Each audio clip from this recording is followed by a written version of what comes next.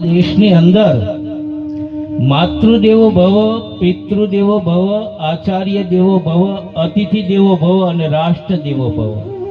અને દેવી સૂક્તકમાં ત્યાં સુધી કહેવામાં આવ્યું છે કે યા દેવી સર્વભૂતેષુ માતૃરૂપેણ સંસ્થિતા નમસ્તસ્ય નમસ્તસ્ય નમસ્તસ્ય નમો નમઃ.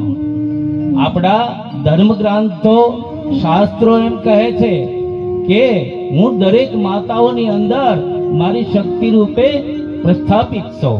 તો અમારો તો એવો પ્રયાસ છે કે જ્યાં સુધી આપણે ઉમરાવાળાની રાજી ન કરીએ ત્યાં સુધી ડુંગરાવાળી રાજી ન થાય. હે,